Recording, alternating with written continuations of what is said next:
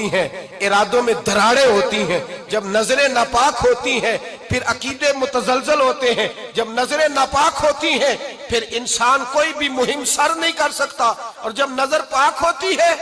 حضرت عبداللہ بن حذافہ جہاد کر رہے تھے، روم کے عیسائیوں نے گرفتار کر لیا، 1000 آدمی نے مل کے پکڑا، گرفتار نہیں ہوتے تھے صحابی، 1000 آدمی نے گھیرا ڈالا، گرفتار کر کے لے گئے، اور جب بادشاہ کے سامنے گئے تو وزیر کہنے لگا بادشاہ بندہ بڑے کام کا ہے، اگر ہمارے قابو آ گیا تو فائدہ دے گا۔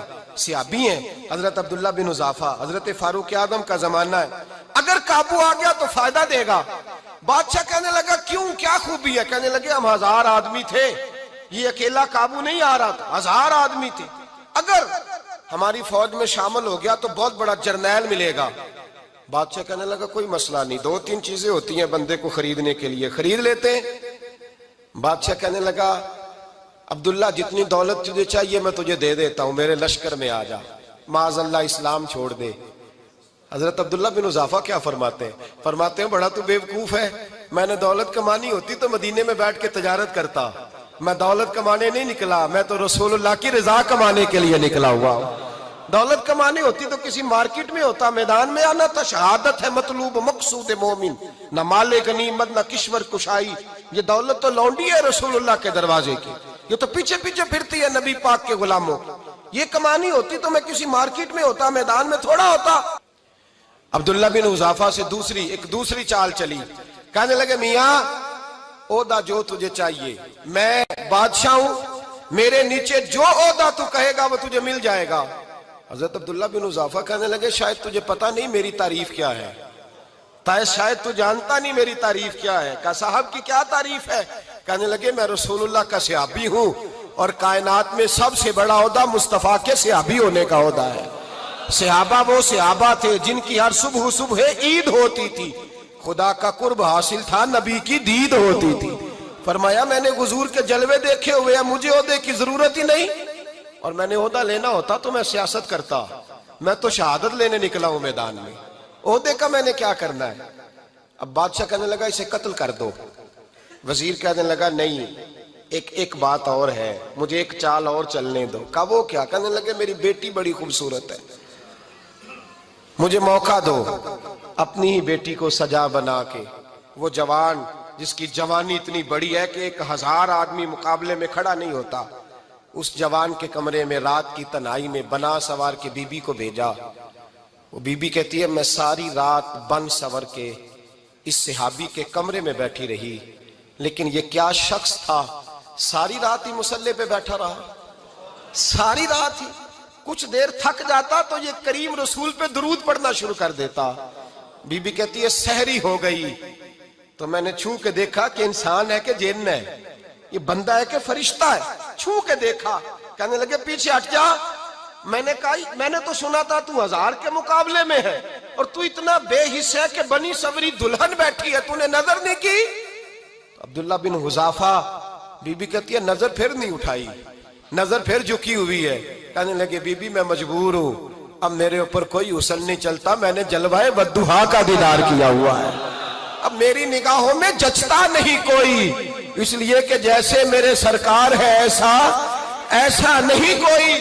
کبھی بھی اب نہیں کسی کا میرے اوپر جادو چلتا، میں نے مصطفیٰ کو، اور کہا ذرا پیچھے ہٹ کے بیٹھ، مجھے میرے رسول نے غیر محرم سے بچنے کا حکم دیا ہے، ذرا پیچھے ہٹ کے بیٹھ۔ سحری کا وقت تھا، وہ بی بی کہتی ہے اس نوجوان کے جملے میرا سینہ چیر گئے، کلیجہ پھٹ گیا، چیخ نکلی، میں کفر کے عالم میں روئی۔ میں نے کہا مجھے بتا تو صحیح، آخر یہ جذبہ کہاں سے ملتا ہے، آخر یہ روشنی تو میں نے دیکھی نہیں، کہاں سے آتی ہے؟ ایک میرا باپ ہے جو بنا سور کے مجھے تیرے کمرے میں چھوڑ گیا، بتلا یہ کہاں سے کیف آتے ہیں؟ تو عبداللہ بن حذافہ کہنے لگے اگر کیف لینا ہے تو تو بھی میرے مصطفیٰ کا کلمہ پڑھ جا، آجا دروازہ رسول پہ جھک جا، مل جائے گا۔ سویرے دروازے پہ باپ آیا بیٹی سے رزلٹ لینے، دروازہ کھولا تو بیٹی نقاب پہنے باہر آئی۔ باپ کہنے لگا کیا بنا؟ کہنے لگی پیچھے ہٹ جا، تو غیر محرم ہے، کافر ہے، میں مسلمان ہوں۔ اس نے کہا کیا ہوا؟ کہنے لگی تیرے جیسے کو باپ کہوں، تیرے جیسے کو جو مجھے استعمال کر رہا تھا، میں تجھے باپ نہیں مانتی، میں اب رسول والی ہو گئی ہوں، میں حضرت فاطمہ کی کنیزہ ہو گئی ہوں، میں اب نبی کریم کی خادمہ ہوں، خبردار میرے قریب نہ آنا۔ یہ داؤ بھی ناکام ہوا۔ اب حضرت عبداللہ بن حذافہ کے سامنے موت کھڑی کی، ایک کڑا میں تیل گرم کیا، کہنے لگے تجھے اس میں جلایا جائے گا۔ حضرت عبداللہ بن حذافہ رضی اللہ تعالیٰ عنہ جب جلنے کے قریب ہوئے تو رونے لگے۔ روم کا بادشاہ کہنے لگا شاید ڈر گیا ہے، کہنے لگے اب سمجھ آئی ہے، اب تجھے پتا چلا ہے، چل آ جا۔ حضرت عبداللہ بن حذافہ کہنے لگے تو کافر ہے، تیری کافروں والی سوچ ہے، اس لیے نہیں رویا کہ موت سے ڈر گیا ہوں، میں تو اس لیے رویا ہوں کہ ایک جان ہے، وہ نبی پاک پہ قربان ہو رہی ہے، کاش رب مجھے 1000 جان دیتا، میں ساری مصطفیٰ پہ قربان کر دیتا۔ فاضل بریلوی فرماتے ہیں کروں تیرے نام پہ جاں فدا، نہ بس ایک جاں 2 جہاں فدا، اور میرا 2 جہاں سے بھی نہیں جی بھرا، میں کروں کیا کہ کروڑوں جہاں نہیں۔ اور میاں صاحب فرماتے ہیں وہ کچا رنگ للاری والا جیڑا چڑھدا لیندا رہندا، اے عشق تیرے دا رنگ محمد چڑھ جائے پھر نہیں لیندا، عشق تیرے دا رنگ محمد چڑھ جائے پھر اے نہیں لیندا۔ میرے بھائی وہ روم کا بادشاہ کہنے لگا دنیا میں نے بھی بڑی دیکھی ہے، پر جیسے پاک صاف مصطفیٰ کے غلام دیکھے ایسا میں نے کوئی نہیں دیکھا۔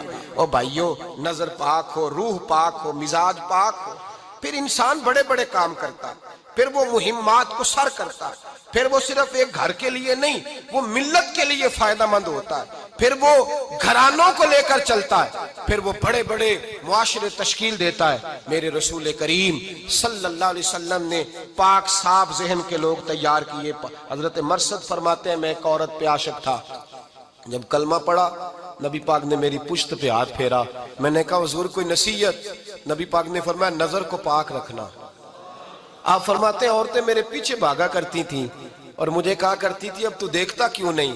تو میں نے کہا پتہ مجھے بھی نہیں، مصطفیٰ کی ایک نظر ہوئی ہے رب نے سارے محل کو چہل دور فرما دیے، سارا کچھ ہی بدل گیا۔ ملت کے جوانوں یاد رکھو اس بات کو، یہ پاکیزگی، یہ نظر، یہ پاکیزگی، یہ مزاج، یہ انسان سے بڑے کام کرا لیتی ہے، اور اگر تیری نظر ناپاک رہتی ہے پھر تو کچھ نہیں کر سکتا، پھر تیری زندگی ایک ایسے قید خانے میں قید ہو گئی ہے جو تجھے 2 قدم بھی نہیں چلنے دے گی۔ سب سے پہلے مزاج کی پاکیزگی، اور دوسرا اصلاح معاشرہ کے لیے اہم درس یہ ہے اپنے آپ کو پاک صاف رکھیں، ذہنی طور پر، نظریاتی طور پر، اور دوسرا درس یہ ہے میرے بھائی ظلم اور زیادتی سے بچیں، پاک صاف رہ کے وقت شروع کریں، اور کسی جگہ بھی کوئی زیادتی، کوئی ظلم، میرے نبی کریم صلی اللہ علیہ وسلم کے مزاج کو اگر آپ دیکھیں گے نا، ہمارے معاشرے میں آج سب سے زیادہ زیادتی پتہ کون سی ہوتی ہے؟ لوگ عزتیں پامال کرتے ہیں، بدگمانیاں کرتے ہیں۔ ابو جہل یہ کام کرتا تھا کہ وہ نبی پاک صلی اللہ علیہ وسلم پر، صحابہ پر معاذ اللہ شخصی اعتراضات کرتا تھا، شخصی۔ عزیزو، جب آدمی کا کسی سے اختلاف ہوتا ہے نا، یا کسی کو پسند نہیں کرتا یا کسی کو ریجیکٹ کرنا چاہتا ہے تو شخصی اعتراضات کرتا ہے، نیچے اترتا ہے، کمزور بات کرتا ہے، چھوٹی بات کرتا ہے۔ اور ہمارے زمانے میں تو یہ کام حسد کی وجہ سے ہوتا ہے، بڑے بڑے جماعتیں ٹوٹ جاتی ہیں، ملتوں کا شرازہ بکھر جاتا ہے، لیکن لوگ اپنی اس حرکت سے باز نہیں آتے، ساری زندگی ذاتی اور نجی اعتراضات کرتے رہے۔ ابو جہل کے اندر ہزاروں عیب پائے جاتے تھے، شرابی بھی تھا، بدکار بھی تھا، بے حیا بھی تھا، ظالم بھی تھا۔ میرے نبی پاک صلی اللہ علیہ وسلم نے اسے دین کا پیغام دیا ہے، لیکن تاریخ کی کسی کتاب میں آپ کو یہ نہیں ملے گا کہ حضور نے کبھی اس کی شخصیت پر اعتراض کیا ہو۔ یہ فرمایا ہے کہ بڑا فرعون ہے اس امت کا، لیکن نیچے اتر کر کبھی اس کی ذاتی اور شخصی زندگی پر کوئی زیادتی صحابہ کی طرف سے اور نبی پاک کی طرف سے، بہت بڑی بات سمجھا رہا ہوں اگر آپ کی سمجھ میں آئے تو، ہم ذاتیات پر اترتے، ذات پر اتر کر زیادتی کرتے، ذات پر دیکھنا کسی شخص کو تمہارے قول فعل سے، تمہارے مزاج سے تکلیف نہ پہنچے۔ میرے بھائیوں، حضرت وہب ابن منبہ علیہ رحمہ فرماتے ہیں کہ بنی اسرائیل کے اندر ایک بادشاہ محل بنانے جا رہا تھا۔ محل آج بھی جس آدمی کی سوسائٹی کے اندر 2-4 قلعے، 2-4 ایکڑ کسی غریب کے آ جائیں، وہ یا تو اسے دھمکاتا ہے یا بلیک میل کرتا ہے، کچھ نہ ہو سکے تو پھر قتل ہی کرا دیتا ہے معاذ اللہ۔ اور یہ خبریں عام ہمیں سننے، پڑھنے اور دیکھنے کو ملتی ہیں۔ بادشاہ محل بنانے جا رہا تھا، ایک غریب بی بی رہتی تھی، اس کی جھونپڑی बादशाह के महल के नक्शे में आती थी। बादशाह ने कहा बीबी मुंह मांगी कीमत ले लो, खाली कर दो ये मकान। बुजुर्गों को अपने झोंपड़ियों से बड़ी दिलचस्पी होती है। बच्चे सोसाइटियों में चले जाते हैं, अब्बा जी कहते हैं मुझे गांव में रहने दो, मेरा यहीं दिल लगता है, मैं मुझे इस घर से दिलचस्पी हो गई। अम्मा कहने लगी बादशाह मैं यहां ब्याह के आई थी, खामद इंतकाल कर गया, औलाद अल्लाह ने दी नहीं, मैं पका हुआ फल हूं, गिर जाऊंगी तो तेरा ही है, लेकिन मुझे इस आशियाने में रहने दे, ये घोंसला मैंने तिनका तिनका करके बनाया है, मुझे रहने दे, ना मुझे निकाल। कहने लगा मेरा नक्शा खराब होता है। बीबी सारा दिन मकान में बैठी रहती कि मेरी झोंपड़ी टूट ना जाए, जालिम की नजर में आ गई है कहीं मेरा ये आरजुओं का महल चकनाचूर ना हो जाए, सारा दिन ड्यूटी करती। बादशाह ने भी 2-4 सिपाही खड़े कर दिए, जब घर से निकले तो बिल्डोज कर देना, मकान को गिरा देना। वो खातून कितनी दिन बंदा बैठ सकता है। एक दिन सरे शाम घर से निकली, 2-1 घंटे के बाद वापस आई तो मकान गिर गया था, दीवार बन गई थी। हजरत वहाब इब्न मुनब्बे फरमाते हैं बस उसने दुआ की तो रब करीम ने वो शहर सारा तबाह कर दिया। उस बीबी ने 2 जुमले कहे तो उलट पलट दिया वो सारा शहर। मेरे नबी करीम अलैहिस्सलाम ने फरमाया जब मजलूम के हाथ दुआ के लिए उठते हैं तो अर्श का मालिक आसमान से कहता है खोल दे सारे दरवाजे, इसके बीच कोई पर्दा नहीं रहना चाहिए, आने दे, मजलूम है, इस पर जुल्म हुआ है, जुल्म हुआ है। लोग कहते हैं मैं बेचैन रहता हूं साहब, मौलाना साहब, पीर साहब, वो घर के एक कोने से चीखने की आवाज आती है, कोई दम मिल जाए, कोई तवीज हो जाए, कुछ ऐसा हो जाए कि बचत हो जाए, कोई ऐसी फूंक लग जाए कि आराम आ जाए। तो मैं कहता हूं भाई अगर बड़े दम कराने से भी फर्क नहीं पड़ा, अगर बड़े तावीज लेने से भी चीखें बंद नहीं हुई, तो जरा टटोल के देख लो कहीं किसी यतीम की आहें ही ना दफन हो वहां, कहीं किसी गरीब का गोश्त तो नहीं दबा लिया, कहीं किसी को लूट के तो दीवार नहीं बना ली, कहीं किसी का मकान पे कब्जा करके तो नहीं बनाया। अगर लूट और हराम का माल हो तो फिर चीखें बंद नहीं होती, फिर सुकून से सोया नहीं जाता, फिर वहां आराम की नींद नहीं आती। हजरत वहाब इब्न मुनब्बे फरमाते हैं